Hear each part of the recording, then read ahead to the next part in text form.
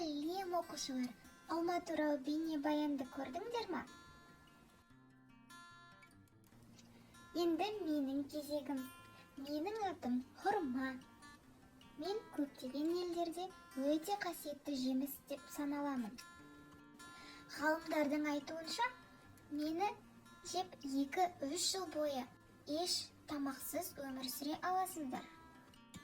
Менің құрамымда фруктоза, глюкоза және йод өте мол мөлшерде кездеседі.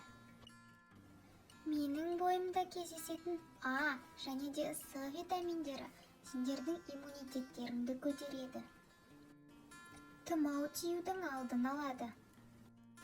Сонымен қатар менің бойымда магний бар. Егер де мені күніне 1 рет жейтін болсаңыз, ағзаңыздағы артық тұздар шығып кетеді. Мінекей, мен осындай өте пайдалы жеміспін. Мені аптасына 2 рет болса да жеп тұруға тырысыңыздар оқушылар.